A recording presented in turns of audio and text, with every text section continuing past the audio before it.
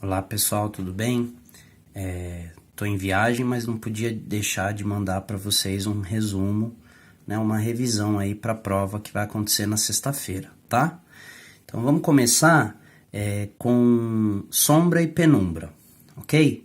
Então pensem nessa bolinha como se fosse uma fonte de luz, essa outra bolinha como se fosse um objeto e aqui uma parede, certo? A fonte de luz ela vai emitir luz para todos os lados, pensando sempre que cada onda, né, da luz caminha em linha reta.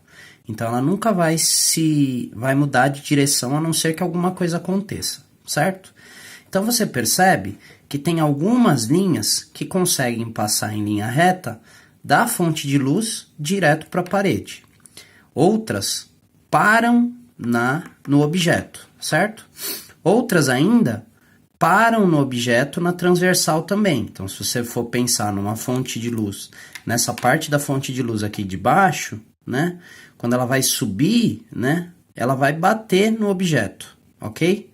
Diferente do que acontece se ela vier daqui e ir lá para cima, ok? Então, você tem pontos onde não vem nem um pouco de luz, certo? Esses pontos que não vem nem um pouco de luz por causa que o objeto está atrapalhando, a gente chama de sombra, ok? E essas duas partes, onde vem um pouco de luz, não vem tudo, veja. Essa parte aqui da fonte de luz, quando vai subir, não consegue passar do objeto, ok? Mas a parte de cima da fonte de luz passa normalmente, porque o objeto não está atrapalhando, certo? Então, alguns raios luminosos conseguem chegar à parede, mas não são todos, ok? Por isso que essa parte aqui, ela é pouco iluminada. Essa parte é nem um pouco iluminada, que é a sombra. Essa parte pouco iluminada, a gente chama de penumbra. Quais fenômenos, né, que essas coisas acontecem com muita clareza? Os eclipses, ok? Então, você pensa no eclipse solar e no eclipse lunar, a gente consegue ver bastante esse jogo de penumbra e sombra acontecendo. Pensando sempre que o eclipse solar ele acontece de dia, né? Então você tem o Sol, aí depois você tem a Lua e você tem a Terra, ok? Então é a Lua que vai passar na frente do Sol, ok? Quando a Lua está passando na frente do Sol, mas ela não consegue tapar o Sol por completo, né? Bloquear o Sol por completo, a gente está vendo a penumbra. Depois que a Lua consegue chegar na frente do Sol, aí a gente já não vê mais nada, né? Vê só a bolinha do Sol e aí o eclipse está completo. O eclipse lunar é o contrário, né?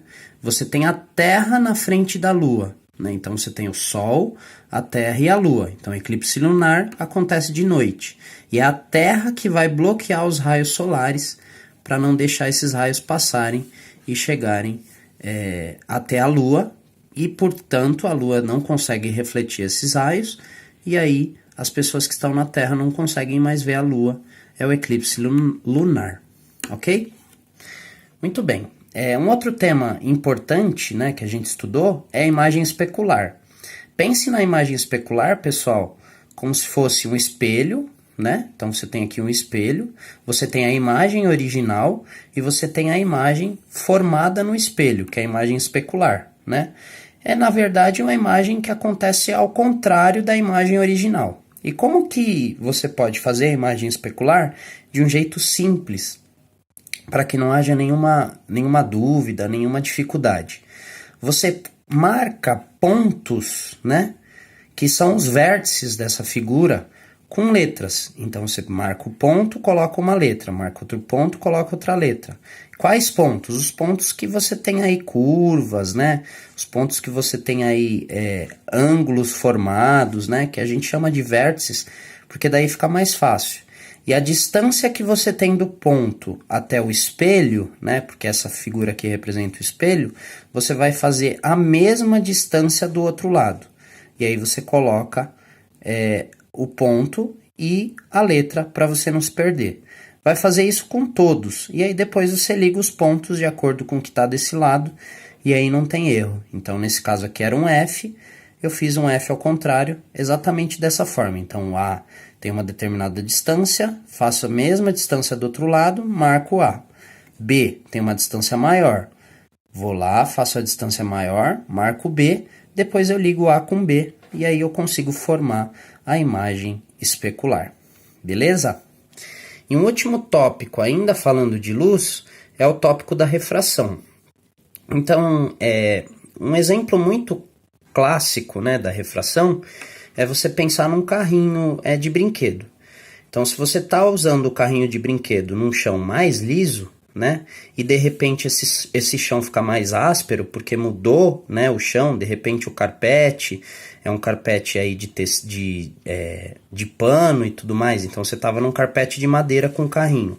Quando ele chega num carpete de pano, você tem uma dificuldade desse carrinho continuar atingindo a mesma velocidade que ele atingia anteriormente, né? Isso é uma analogia muito boa para a gente pensar a refração, que é o quê? Que é a mudança do meio material no qual a luz se propaga. A gente sabe que a luz ela se propaga no vácuo, ela não precisa de meio nenhum, mas o meio acaba atrapalhando a propagação da luz.